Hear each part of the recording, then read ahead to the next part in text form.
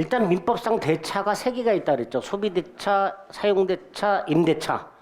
대차라는 건 뭐 빌려 쓰는 거라고 생각하시면 된다 그랬어요. 소비대차는 이제 금전 같은 소비물을 대차하는 게 소비대차죠.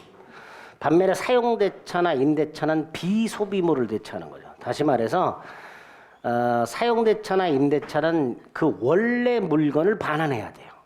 반면에 소비대차는 빌린 걸 소비하고 동종료 물건으로 반환하면 됩니다. 그런 차이가 있고요. 사용대차는 무상이라 그랬고 임대차는 유상이라 그랬죠. 뭐 그런 차이가 있을 수 있습니다. 자, 임대차가 뭐냐? 일방은 임대인은 물건에 대한 사용 수익을 약정하고 상대방은 임차인은 뭘 약정하죠? 차임 지급을 약정하죠. 이게 임대차죠. 물건에 대한 사용 수익과 차임 지급을 약정하면서 성립하는 유상, 쌍문, 낙성, 분료식이면서 계속적 일시적 계약이 아니라 계속적 계약이 됩니다. 유상이니까 담보 책임이 있을 수 있고요. 쌍무니까 동시항변권이나 위험 부담이 문제가 될 수 있죠.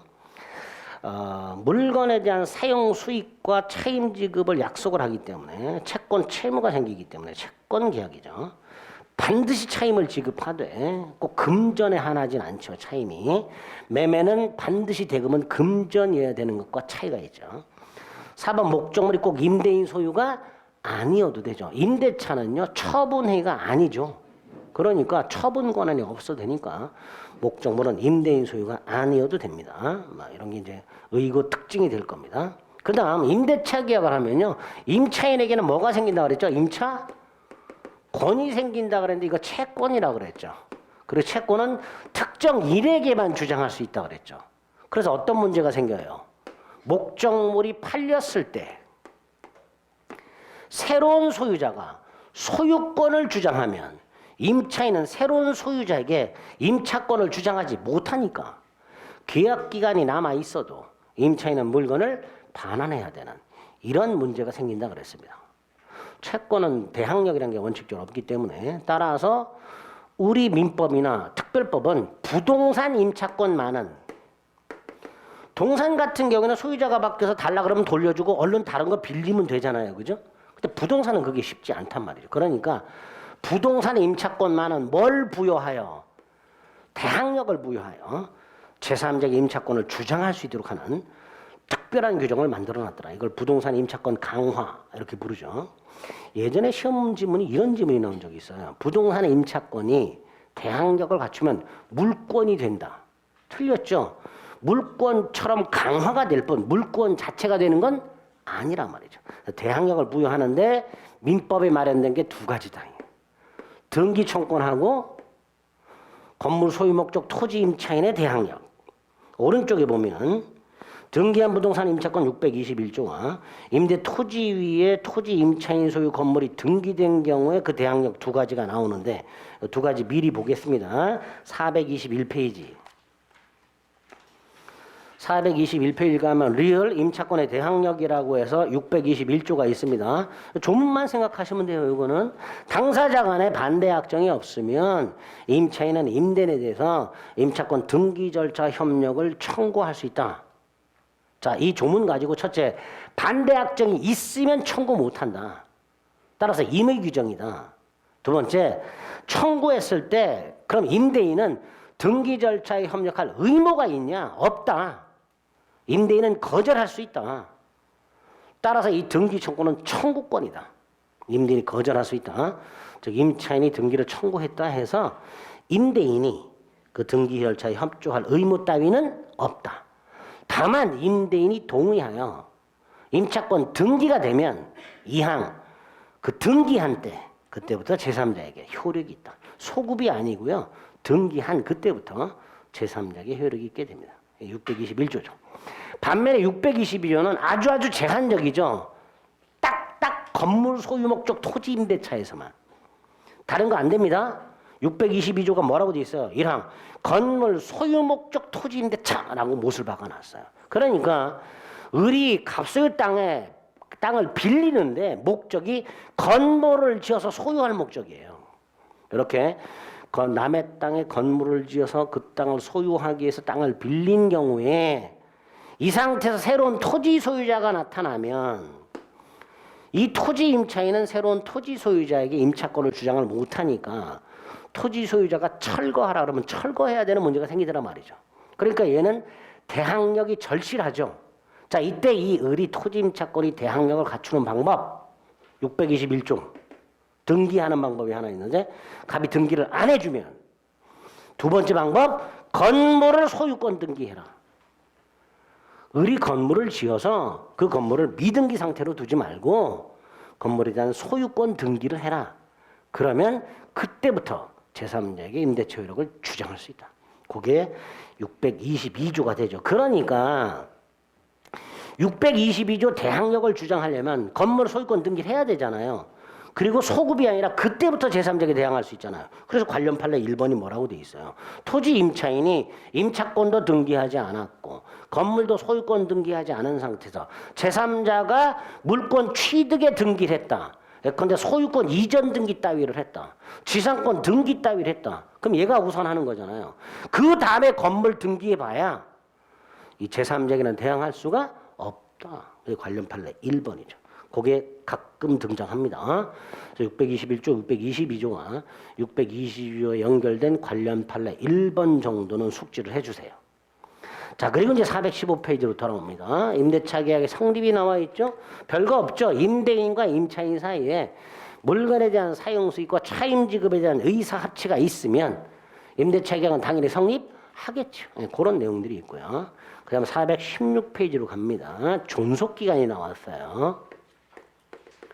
존속기간에 나오면 뭐도 나올까요? 갱신도 나오겠죠. 근데 민법상 존속기간은 두 종류가 있다고 그랬습니다. 최단과 최장. 그런데 민법상 임대차는 최단도 없고 최장도 없다 그랬어요.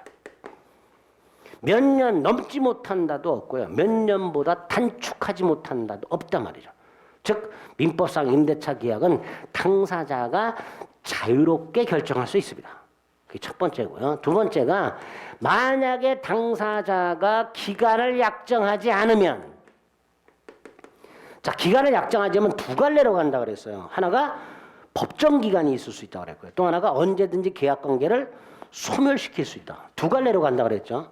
지상권의 경우에는 법정 기간이 있었고요. 전세권은 당사자가 언제든지 전세권 소멸을 통고할 수 있도록 돼 있어요.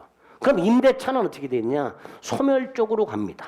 그래서 각 당사자가 언제든지 뭐 할 수 있도록 해지 통고를 할 수 있도록 해놨습니다. 민법상 임대차 기간을 정하지 않으면 임대인 또는 임차인은 언제든지 계약의 해지를 통고할 수 있도록 해놨습니다. 여기에 해지 기간이 등장하지요. 해지의 의사표시가 해지 통고가 상대방한테 도달한 날로부터 6달, 1달, 5일이 경과한 후에 해지가 되도록 하고 있죠. 자, 6달하고 1달은 부동산 임대차고요. 6달은 임대인이 해지 통고, 1달은 임차인이 해지 통고, 5일은 동산 임대차. 이렇게 해지 통고가 상대방한테 도달한 날로부터, 즉 상대방의 해지 통고를 받은 날로부터 일정 기간이 지나야 해지가 되도록 하고 있는 635조 규정이 있고, 이 635조를 636조, 637조, 639조 제 몇 조는 몰라도 됩니다. 여기에 적용을 하도록 하고 있죠. 636조는 기간을 정했지만 해지권을 유보한 경우, 임대차 기간이 언제부터 언제까지 정하긴 정했는데 당사자가 특약을 했어. 기간은 언제부터 언제까지지만 언제든지 해지할 수 있다. 이렇게 해지권을 유보한 경우에 해지. 637조 임차인이 파산한 경우에 해지. 임차인이 파산하게 되면 임대인이나 파산한 임차인의 파산 관제인이 해지할 수 있어요. 이때도 해지 통고. 요거는 법정갱신이죠. 민법상 임대차가 법정갱신 또는 묵시적으로 갱신이 되면 635조가 적용돼서 각 당사자는 언제든지 해지 통고를 할 수 있도록 해놨습니다. 자, 해지 통고 4가지 기억을 해주셔야 됩니다. 그 내용이 416페이지, 17페이지 있죠. 17페이지 밑에 보면 이제 갱신이 나와 있죠. 자, 민법상 임대차를 갱신하는 방법 2가지. 일단 계약에 의한 갱신, 즉 약정갱신이 있고 또 하나가 묵시의 갱신이 있죠. 그리고 저기 뒤에 가면 토지 임차인에게 갱신 청구권 및 지상물 매수 청구권, 그게 인정이 됩니다. 민법상 임대차를 갱신하는 방법, 일단 기본 두 개, 약정갱신, 묵시의 갱신. 거기에 토지 임차인에게, 누구에게? 토지, 모든 임차인이 아니고 토지 임차인에게 갱신 청구권 및 지상물 매수 청구권, 즉 갱신의 간접적 강제를 통한 갱신. 그 세 가지 방법이 있을 수 있다. 약정 갱신은 합의로 갱신하는 거다. 그다음 묵시의 갱신 639조. 자, 묵시의 갱신은 요건과 효과, 요거 구별해야 된다 그랬어요. 우리 묵시의 갱신 어디서 한번 봤죠? 에? 어디서 한번 본 게 있긴 있죠. 건물전세권. 건물전세권 존속기간 만료 전 6월부터 1월까지 사이에 설정자가 전세권자에게 통지하지 아니한 때 갱신한 것으로 본다. 그게 건물전세권 법정 갱신이죠. 또 찾는 분들이 계세요? 제가 얼른 찾아드릴게요. 건물전세권 법정 갱신. 288페이지? 288페이지 맨 밑에 가면 312조 사항이 있습니다. 건물전세권의 법정갱신, 건물전세권의 묵시갱신이라고 되어 있어요. 그 건물전세권의 법정갱신의 요건과 효과가 있고요. 지금 볼 민법상 임대차의 요건과 효과를 구별하셔야 되죠. 자, 돌아와서 민법상 임대차의 법정갱신의 요건 뭐냐? 세 가지. 기간 만료. 근데 임차인이 물건을 반환하지 않지 계속 사용 수익. 그런데 임대인이 아무 말을 안 해. 임대차 기한이 만료됐음에도 불구하고 임차인이 사용 수익을 계속하고 있는 경우에 임대인이 상당한 기간 내에 이의를 하지 아니한 때, 여기에 요건 세 가지. 효과, 전임대차와 동일 조건으로 갱신한 것으로 본다. 단 635조엔 해지 통고할 수 있으니 결국 기간은 정함이 없는 걸로 보고, 하나 더, 제3자 제공담보는 소멸한다. 민법상 임대차가 갱신됨으로써 제3자의 보증도 연장이 되면 안 되니까 제3자 제공한 담보는 뭐가 된다? 소멸한다. 여기서 제3자 제공 담보는 뭘 말하는 거예요? 보증한 거, 보증 계약한 거. 보증금 빼고, 보증금, 제3자가 임대인에게 임차인을 대신해서 보증금 준 거는 말고 임대인과 보증 계약을 한 경우, 그걸 제3자 담보라고 하고요. 법정갱신되었을 때 그 제3자 제공 담보는 소멸하도록 하고 있습니다. 417페이지 묵시의 갱신 639조 1항과 2항이 있죠. 그 결과 동그라미 1번, 동그라미 2번, 제3자 제공 담보는 소멸하되 제3자가 임대인에게 준 보증금은 법정갱신으로 소멸하는 제3자 제공 담보에 해당하지 않는다. 그런 표현이 나오고 있습니다. 됐고요. 다음 페이지 갱신의 간접적 강제, 이따 뒤에서 볼 건데요. 643조에서 283조를 준용하도록 하고 있고요. 283조가 뭐였어요? 지상권자의 갱신 청구권 및 지상물 매수 청구권. 그거를 643조에서 준용하도록 하고 있는데 643조를 잘 보세요. 어떤 경우에요? 건물, 견고한 건물, 그걸 소유할 목적이 토지 임대차, 식목, 나무 심는 거, 체험, 소금 채취하는 거. 아, 요즘 소금값도 무지하게 뛰었죠. 소금 사셨어요? 그 왜 사요? 어떤 분은 얼마 전에 무슨 대형마트에서 20kg 한 푸대에 140 한정 판매인데 1시간 만에 다 팔렸다죠. 아니 20kg 한 푸대를 사가지고 어디다 쓸 거예요, 소금을? 김장요? 아, 김장 하세요? 그럼 김장할 때까지 소금이 안 나올까? 야, 소금 사시는 분들 보고 깜짝 놀랐어요. 저희 집에는 요만한 거 소금 한 2통 있나? 1년 내내 그대로야. 김치는 사 먹으면 되지 뭘 김장. 사 먹는 게 훨씬 맛있는데. 작년에 저희 와이프가 김장을 해보겠답시고 몇 포기 사서 했어. 아직도 있습니다. 김치찌개나 볶음할 때만 먹어. 맛이 없어. 비비고가 훨씬 맛있어. 비비고 아니면 신라 호텔? 신라 호텔 김치도 맛있죠. 또 요즘에 무슨 맘속 김치인가 하나를 찾아냈어 제가.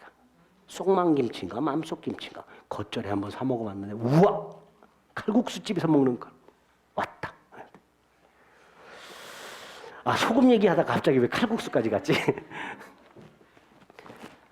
경관 건물 소유, 식목, 체험, 목축을 목적으로 하는 토지 임대차에서만 기간이 만료하고 지상물이 현존한 때, 즉 임차인 소유의 건물, 나무, 소금 창고, 축사가 현존한 때 283조를 준용해라.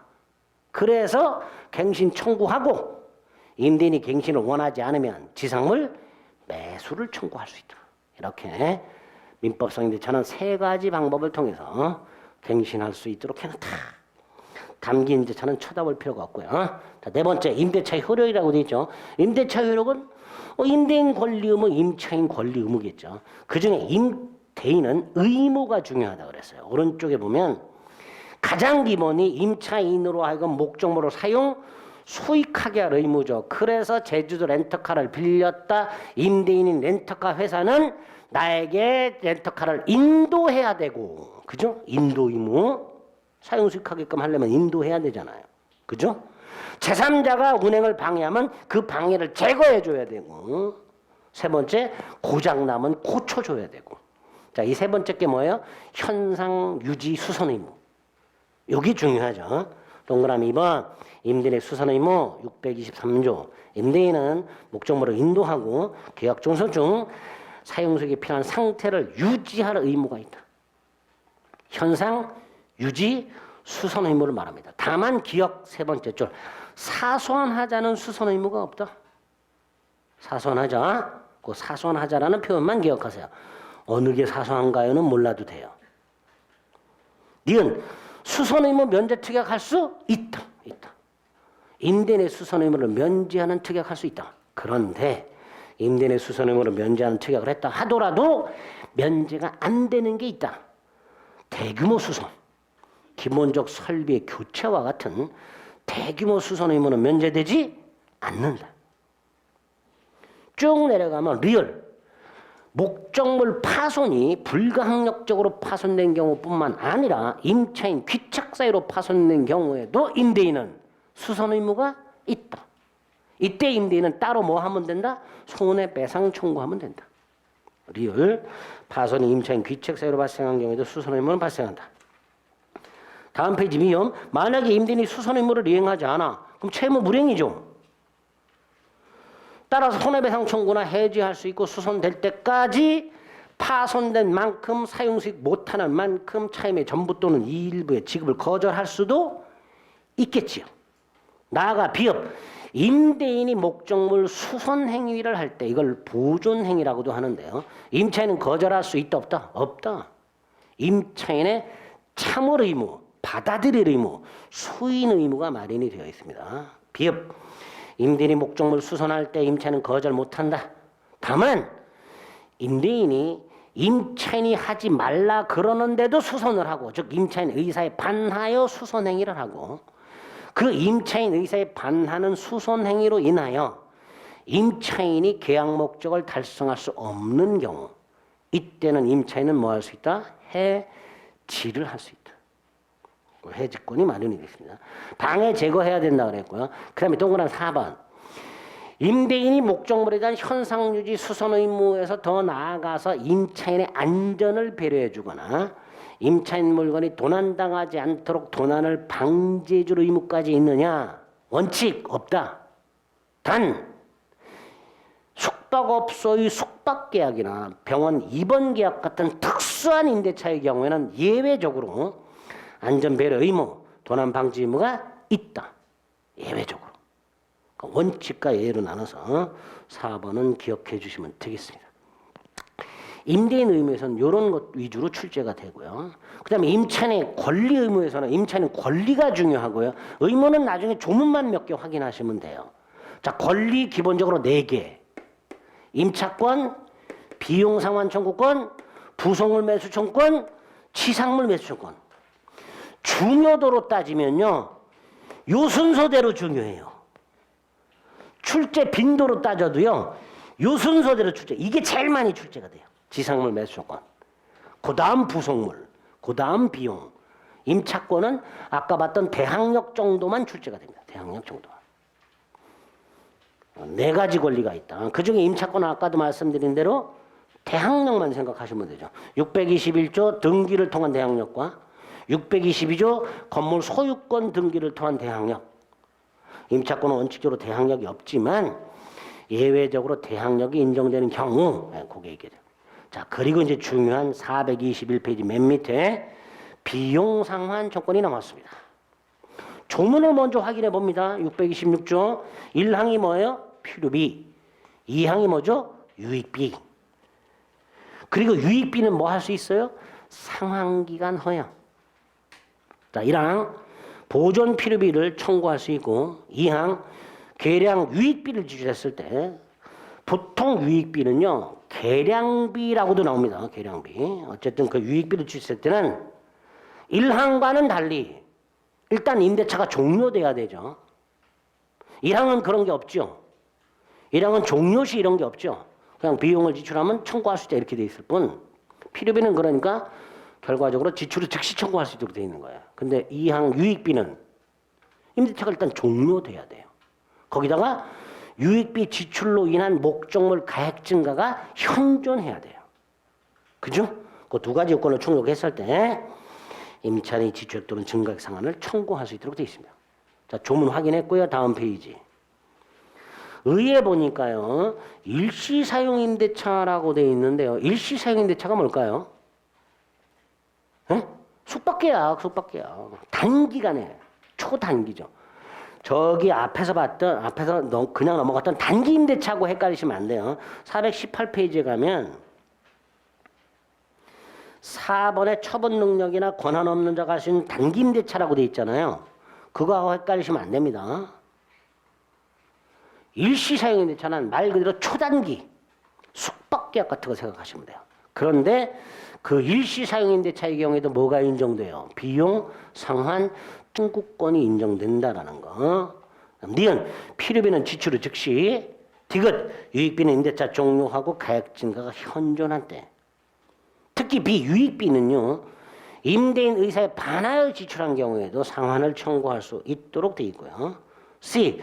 이 유익비는 목적물의 객관적 가액을 증가시켜야 되죠. 그러니까 임차인 특수 목적을 위하여 지출한 비용. 이건 유익비라 할 수가 없겠죠. 당연히. 리얼. 필요비 유익비 상환 청구 다 언제까지 행사하라?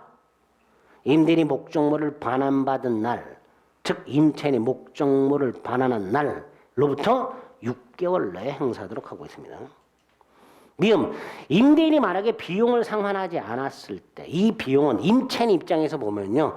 목적물 자체에 지출한 비용이죠. 다시 말해서 목적물에 관하여 생긴 채권이에요. 그러니까 뭐 주장할 수 있다? 유치권 주장할 수 있다. 비읍 임의 규정이다. 무슨 뜻이죠? 비용 상환 청구권 포기 특약할 수 있다.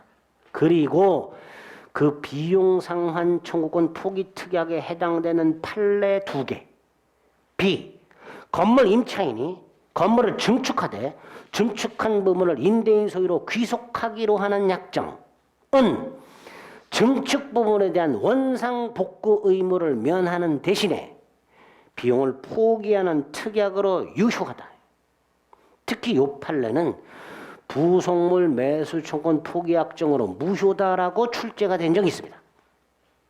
틀린 지문이며 비용 포기 특약으로 유효하다. 그리고 오른쪽 맨 위에 임대차가 종료됐을 때 원상 복구하기로 하는 약정.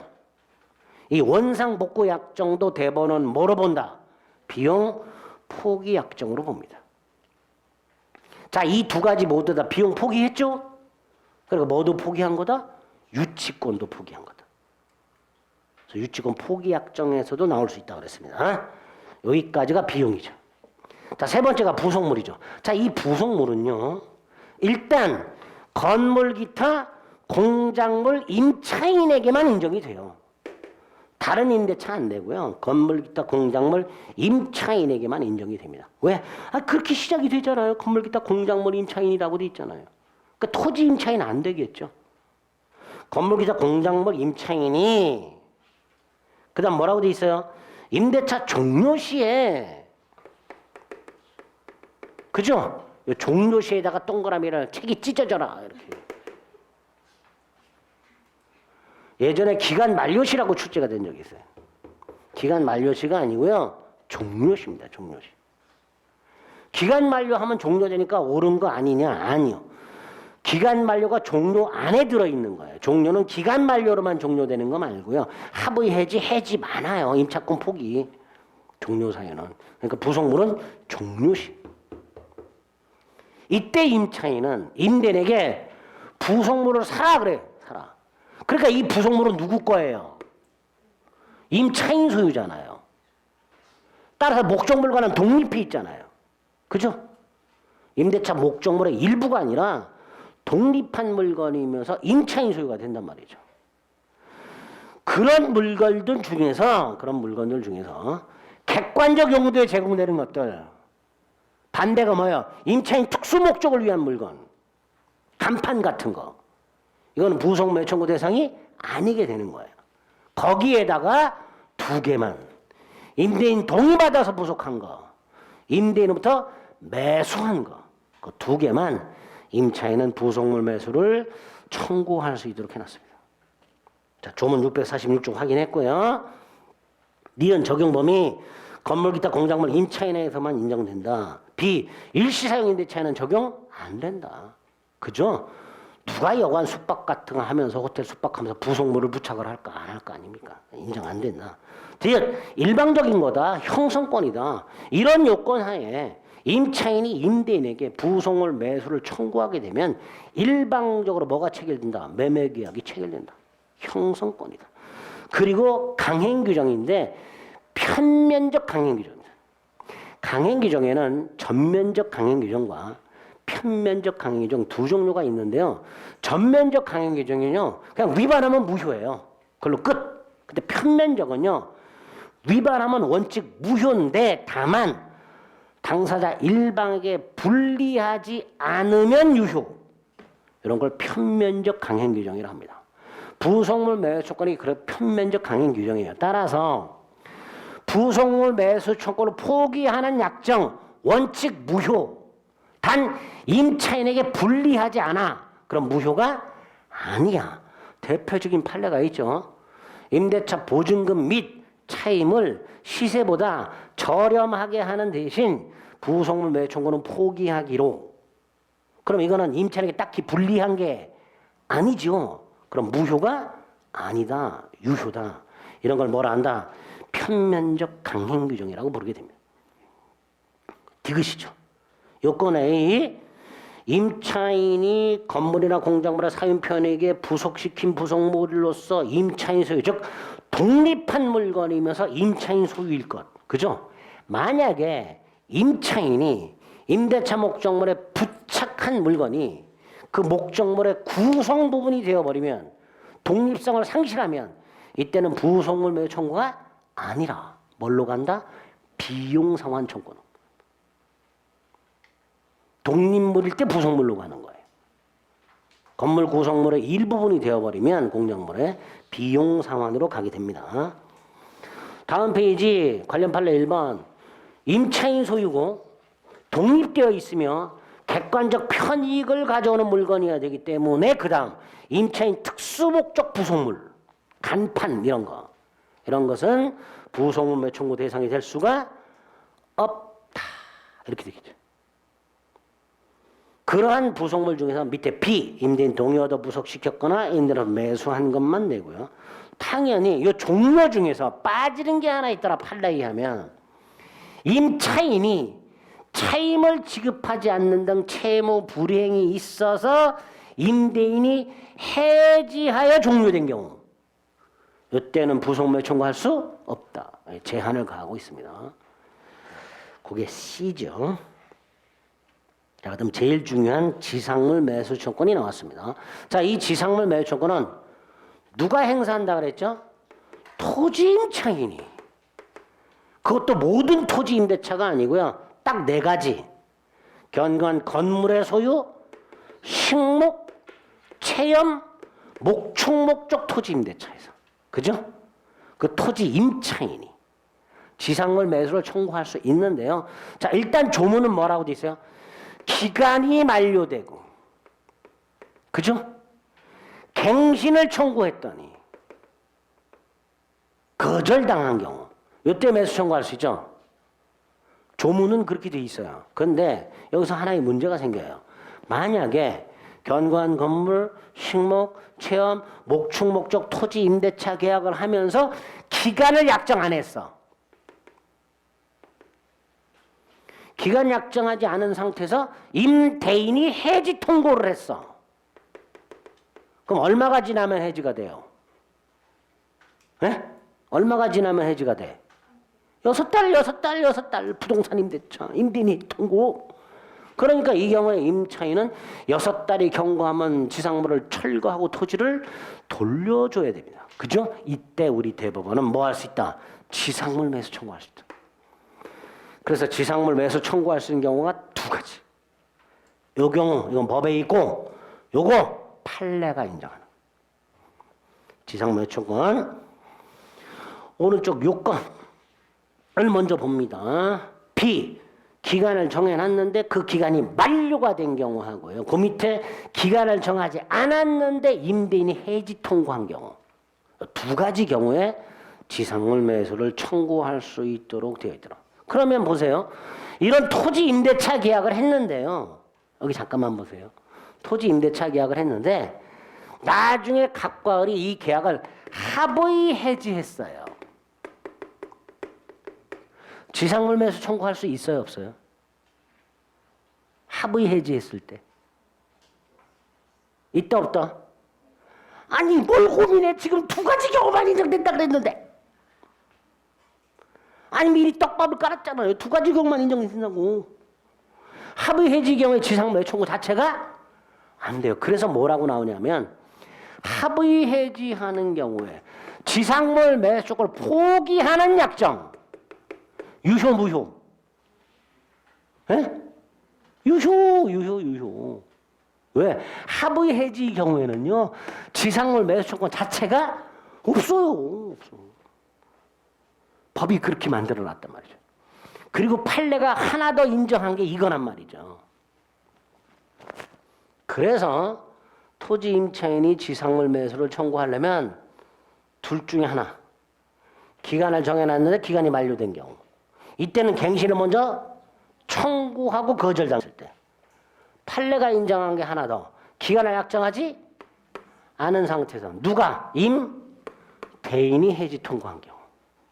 이때는 갱신 청구할 필요가 당연히 없지요. 딱 두 가지 경우에만 지상물 매수를 청구할 수 있다. 이렇게 생각을 해두셔야 됩니다. 왼쪽 643조 의 확인하고요. 니은 형성권이고요. 관련 판례. 자, 지상물 매수를 청구하면 매매 계약이 체결되죠. 대금 정해야 되죠. 대금 어떻게 정해줘요? 매수 청구권 행사 당시 시가. 그게 매매 대금이다. 판례. 매수 청구권 행사 당시 시가. 그게 매매 대금이 된다. B. 편면적 강행 규정이다. 임차인에게 불리하면 무효가 된다. 그죠? 그래서 오른쪽 맨 위에 뭐라고 돼 있어요? 기간이 만료했을 때 지상물을 철거하기로. 보세요. 기간이 만료하면 매수 청구권이 생기잖아요. 그걸 포기하라고 했어요. 무효죠. 근데 합의 해지하면서 포기하기로. 이건 무효가 아니다 말이죠. 왜? 합의 해지한 경우에는 지상물 매수 청구권 자체가 발생하지 않는단 말이죠. 그래서 오른쪽 맨 위에 임대차 기간 만료 후 철거하기로 약정하는 것은 기간 만료되면 매수 청구권이 생기는데 그걸 포기하기로 했으니 원칙적으로 무효다. 이렇게 되겠죠. C. 이걸 언제까지 행사할 수 있는가? 때려부실 때까지. 철거 집행 때까지. 이건 왜 판례가 나오냐면 임차인이 갱신을 청구했는데 임대인이 거절했어요. 그럼 임차인은 뭐 행사할 수 있어요? 지상물 매수를 청구할 수 있는데 몰라요. 일반인들은 이게. 여러분들도 공부하셔서 아는 거지 모르잖아요. 그러니까 어떡하지 하고 있는 사이에 임대인이 철거소송 제기해서 승소를 했단 말이죠. 법원은 직권으로 판단해 주질 않아요. 주장하지 않으면. 그럼 당연히 임차인은 패소하겠죠. 그제서야 알게 됐어요. 그래서 패소하고 난 다음에 매수 청구했단 말이죠. 다행히 때려 부시기 전이에요. 판례가 그걸 받아준 거란 말이죠. 언제까지 행사할 수 있다? 철거 집행 전까지. 임대인이 철거 속에서 승소 확정 판결이 있다 하더라도 그 확정 판결에 따라 철거 집행하기 전까지는 별도로 매수 청구할 수 있다. 요건의 A, B와 관련 판례까지 말씀드렸고요. C, 이 C는요, 이제 구체적으로 이거 매수 청구할 수 있냐 없냐 다툼이 있는 것들. 임차인이 소유하고 있는 지상물이 이것도 돼? 이것도 돼? 이것도 돼? 논란이 있었던 것들. 그 판례들이죠. 1번, 기존 건물이어야 되느냐? 아님. 기존에 있던 건물도 되고 신축한 것도 되고요. 신축할 때 임대인 동의를 받은 것도 되고 안 받은 것도 되고. 1번. 2번, 무허가도 되고 1번, 무허가도 되고 미등기도 되고. 2번, 이 건물이 경제적 가치가 있냐 없냐, 임대인에게 쓸모, 효용이 있냐 없냐, 이것도 안 따져요. 다 쓰러져가는 소금 창고도 사라고 할 수 있다 이런 뜻이죠. 1번, 2번. 3번, 건물에 저당권이 설정돼 있네. 아니 매수 청구하면 되죠. 자, 여기서 조금 어렵게 이런 게 나올 수가 있어요. 건물이 현재 매수 청구권 행사 당시 시가가 5억이에요.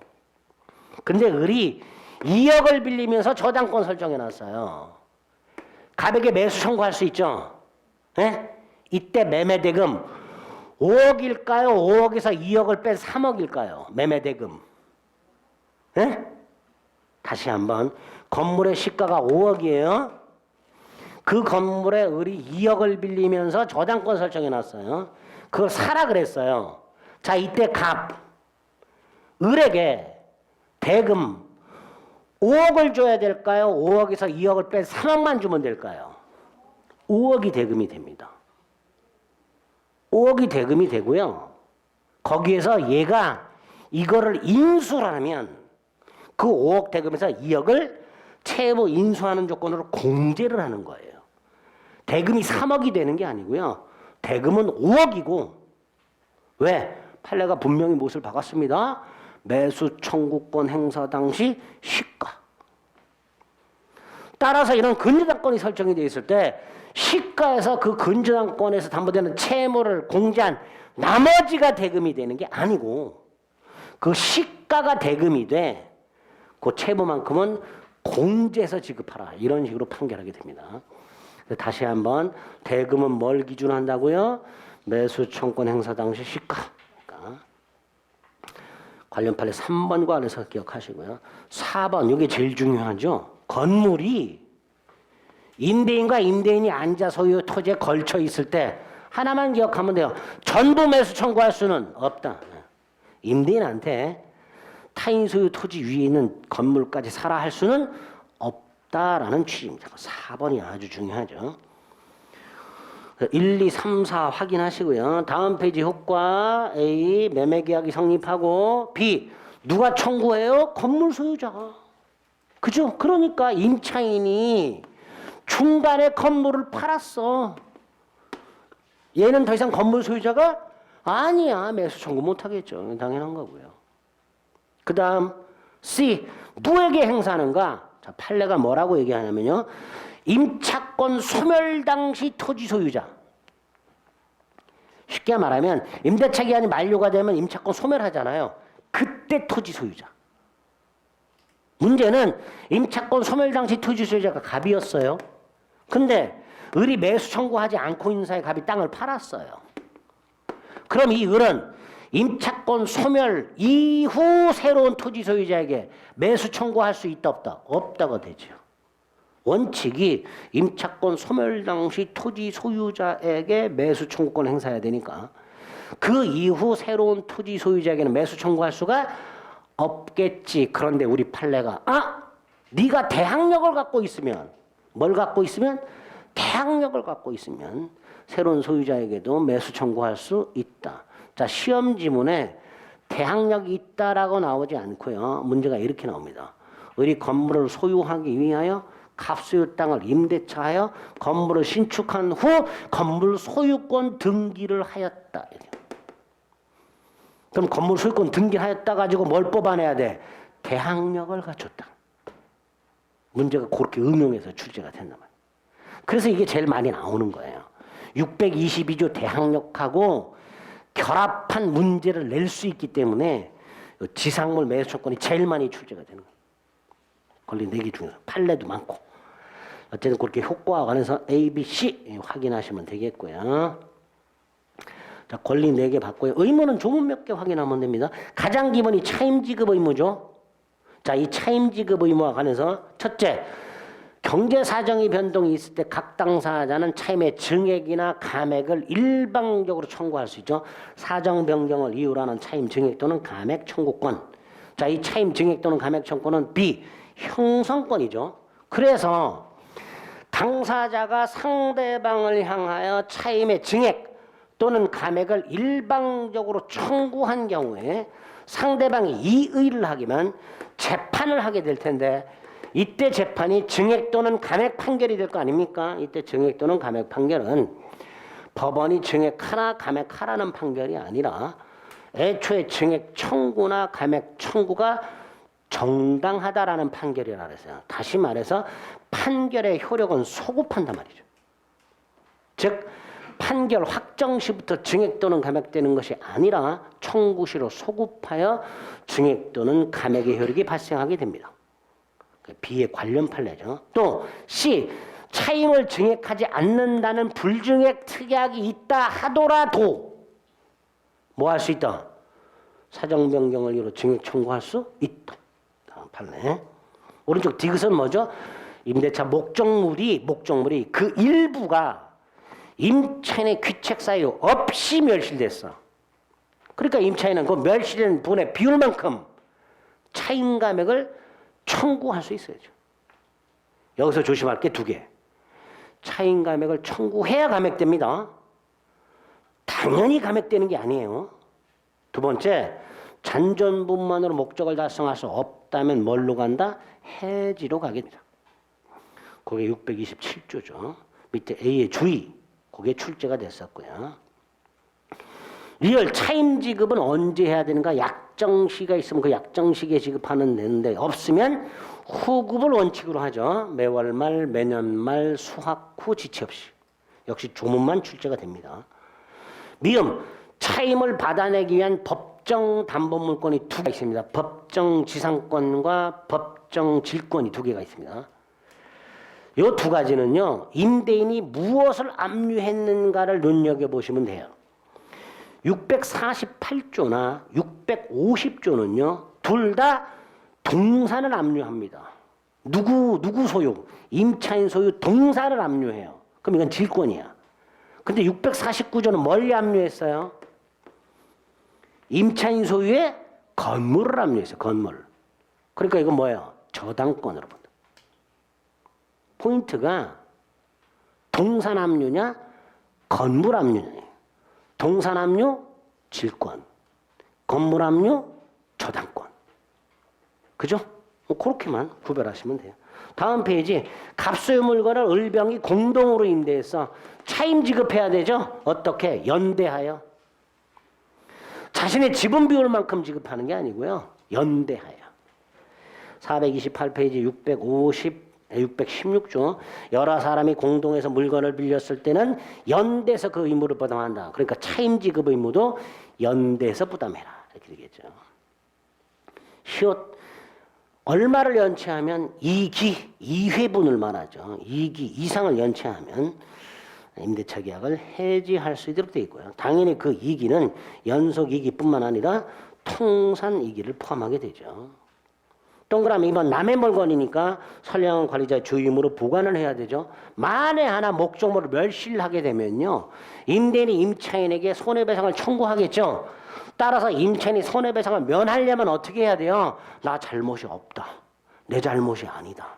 라는 걸 증명해야 되겠죠. 거기에 관련 판례 3줄까지고요.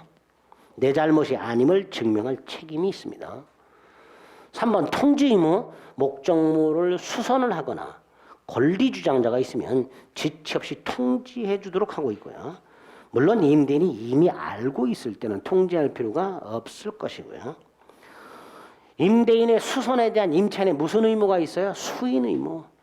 임차인은 임대인이 보존행위할 때 거절하지 못한다. 이런 것들이 임차인의 의무가 되죠. 마지막에 오른쪽 뭐예요? 목적물 돌려줘야 되죠. 나중에 어떻게 해서 원상에 회복해서 돌려줘야 되겠죠. 그죠? 5번 임차인을 반환 의무와 원상 회복 의무 같은 것들, 이런 것들이 임차인의 의무가 됩니다. 그래서 의무는 지금 체크해드린 거 그 정도 봐주시면 됩니다. 자, 이제 임대차에서 마지막으로 힘든 게 임차권 양도 목적물 전대죠. 각괄이 임대차 계약을 했어요. 을에게 임차권이 생겼어요. 이거 팔아먹는 게 임차권 양도예요. 이렇게 임차권을 양도하면요, 임차인이 바뀌는 거죠. 임대인갑 임차인 을에서 임대인갑 임차인 병으로 바뀌는 거예요. 다시 말해서 갑을 간의 계약관계가 갑 병의 계약관계로 바뀌는 게 임차권 양도가 되는 거고요. 목적물 전대는 갑을 간의 임대차는 그대로 있고요. 을이 그 물건을 병에게 재임대하는 거예요. 재임대, 이게 전대예요. 그래서 전대체 계약이 있을 때는 갑을 간의 계약 그대로 있고 을병 간의 계약이 하나 더 생기는 겁니다. 일단 개념 확실하게 구별하시고요. 두 번째, 계약 당사자가 누구예요? 을하고 병이에요. 임대인은 계약 당사자가 아닙니다.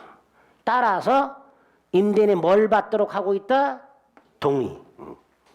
임차인은 임대인의 동의 없이는 임차권을 양도하거나 목적물을 전대하지 못한다. 만에 하나 을이 이걸 위반하게 되면 629조 2항 계약이 무효가 되는 게 아니고 갑이 을과의 계약을 뭐 할 수 있다? 해지할 수 있도록 해놨다. 조문 629조 2항 확인하시고요. 밑에 개념 나왔습니다. 의가 뭐고 전대가 뭐고.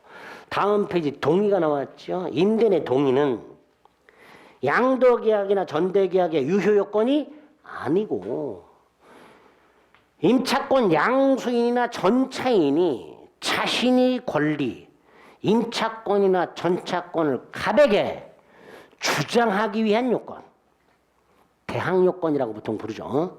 대항요건에 불과하다. 동의는 명시묵시 불문하며 계약 이후 동의받아도 되고요. 한 번 한 동의는 철회를 못하죠. 그 다음 사례 형태로 나올 수 있는 게 양가로 3번 동의 없는 임차권 양도 무단양도. 오른쪽 밑에 양가로 3번 동의 없는 전대 무단전대의 법률관계. 이 두 개가 거의 동일하죠.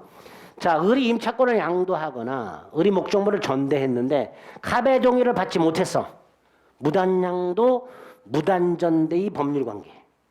찬찬히 봅니다. 먼저 을병. 계약은 유효하다. 다만 을은 동의를 받아주지 못했으니 책임을 져라. 무슨 책임? 채무 불이행. 그래서 병은 을과의 계약을 해제하고 손해배상을 청구할 수 있다.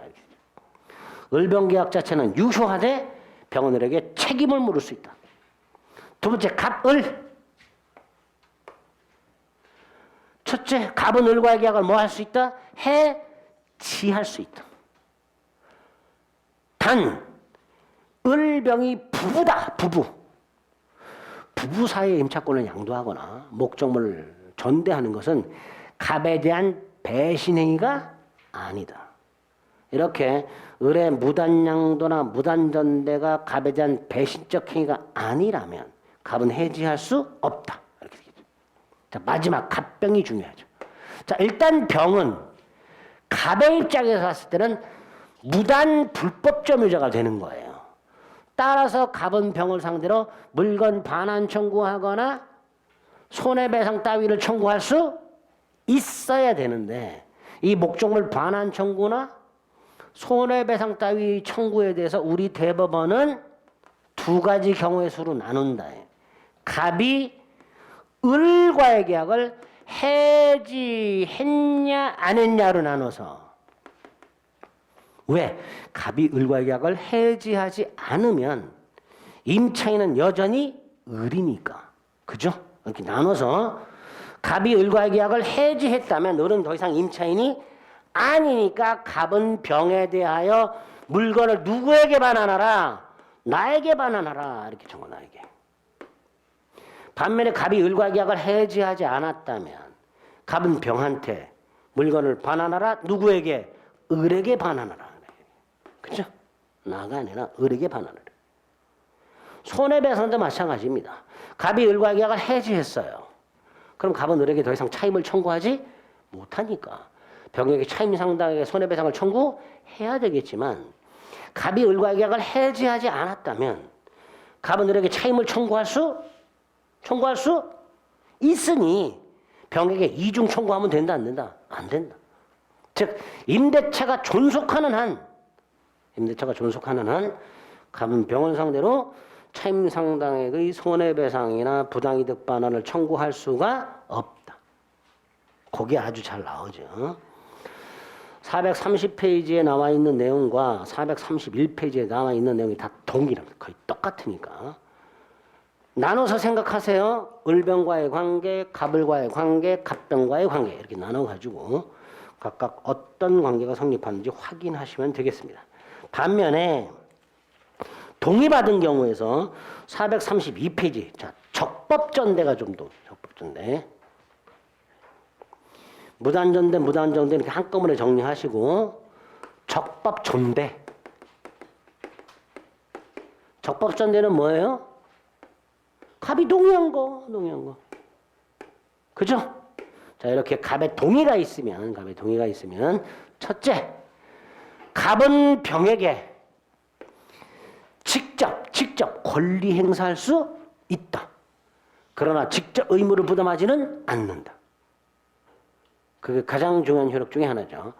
적법전대차가 있을 때 임대인은 전 차인에게 직접 뭐 할 수 있다? 권리 행사. 그런데 직접 의무를 부담한다 안 한다? 의무 부담하지 않는다. 자 여기서 의무 부담하지 않는다.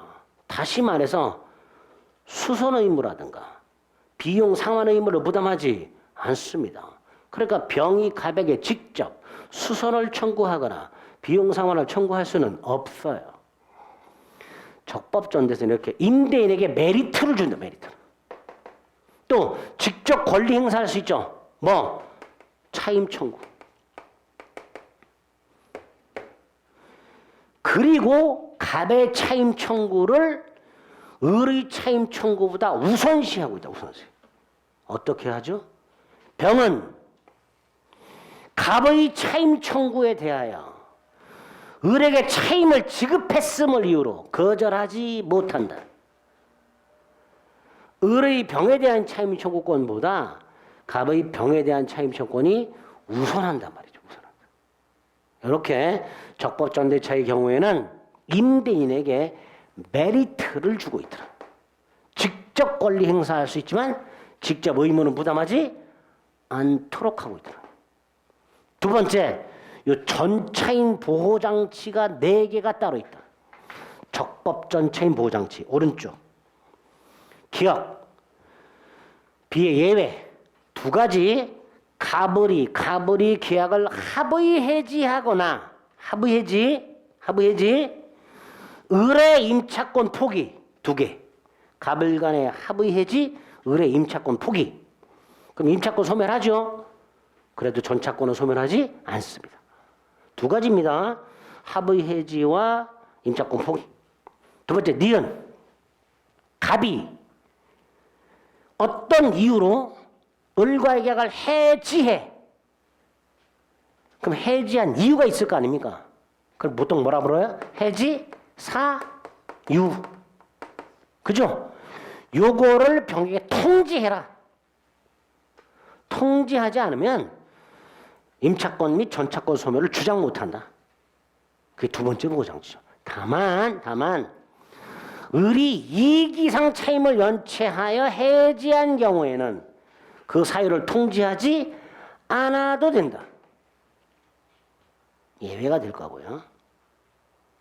세 번째, 이 임대차 및 전대차가 건물 소유, 식목, 체험, 목축 목적 토지 임대차 및 전대차인 경우 토지 임대차와 전대차의 기간이 동시에 만료가 되고 전차인 소유의 지상물이 현존하고 있을 때 전차인은 임대인에게 전대차와 동일한 조건으로 임대를 청구할 수 있고 너한테 임대 달라. 거절당하면 뭐 할 수 있다? 지상물 매수를 청구할 수 있다. 마지막 이 임대차 및 전대차가 건물 기타 공작물 임대차 및 전대차인 경우 이때 전차인은 전차인 소유물이면서 객관적 용도에 제공되는 물건, 부속물 중에서 세 가지. 임대인 동의받아 전차인이 부속한 경우, 임대인 동의받아 임차인으로부터 매수한 경우, 임대인으로부터 매수한 경우 세 가지 부속물에 대해서 적법 전차인은 부속물 매수를 청구할 수 있다. 네? 그렇게 세 가지 보호장치가 있다. 이 네 가지 보호장치, 이 네 가지 보호장치는요 정밀하게 기억을 안 하셔도 됩니다. 지문은 어떻게 나오냐면 예전에 이렇게 나온 적이 있어요. 다음 중 무단전대 문제인데 무단전대 옳은 것은 이런 문제가 그래요. 무단전대에서 옳은 것은 그럼 하나가 옳은 지문이고요. 네 개가 틀린 지문일 거 아닙니까? 그 네 개가 이걸 주지. 적법전대차에서 보호장치 네 개가 무단전대 지문으로 나왔어요. 그 무단전대 다 틀린 거잖아요. 그렇죠? 그러니까 이 적법전차인 보호장치는 너무 정확하게 이해암기하려고 하지 마시고 적법전대차에서 전차인 보호장치가 네 개가 있는데 대충 이런 거구나. 무단전대와 구별만 하실 수 있으면 됩니다. 아시겠죠? 아니 대답을 안 하시네. 집에 가기 싫으신가? 네. 자 434페이지 보증금 나오는데 최근에 출제가 됐기 때문에 안 봐도 되고요. 437페이지 마지막 겁니다. 거기 가면 임대차 종료가 나왔습니다. 자 임대차 종료 사유가 여러 개가 있겠죠. 그 중에 뭘 구별하면 돼요? 해지에 의한 종료. 두 가지가 있습니다. 즉시 해지하고 해지 통고에 의한 해지. 어떤 차이가 있어요? 요거는 해지의 사표시 3대 때 도달해. 그럼 해지가 돼. 요거는 해지의 사표시가 도달하고 나서 일정한 기간이 지나야 돼. 어떤 게 원칙이에요? 즉시 해지가 원칙이죠. 상대방에 있는 의사표시는 상대방한테 도달하면서 효력이 생긴다 그랬으니까 즉시 해지가 원칙이란 말이죠. 그럼 이게 예외죠. 그리고 공교롭게도 이게 네 개가 있더란 말이죠. 기간을 정하지 않은 임대차, 기간을 정했지만 해지권을 유보한 경우에 해지권 행사, 파산한 경우, 법정갱신된 경우 이럴 때 즉시 해지가 아니라 해지 통고에 의한 해지가 나오죠. 그거 구별을 해주시면 됩니다. 됐죠? 이게 다야. 별거 없죠. 그래서 계약 총론의 해지와 계약 강론의 매매 교환 임대차까지 봤습니다. 민사특법은 다시 한번 문제 풀이할 때 조금 자세히 정리해 드릴 테니까 그때 확인하십니다. 아시겠죠? 대답해 주세요. 네. 자, 저기 써 있긴 있는데요. 다음 주에는요. 민법 총칙 대리전. 그러니까 어디까지예요? 사기 강박. 그리고 의사표시록 발생 여기까지.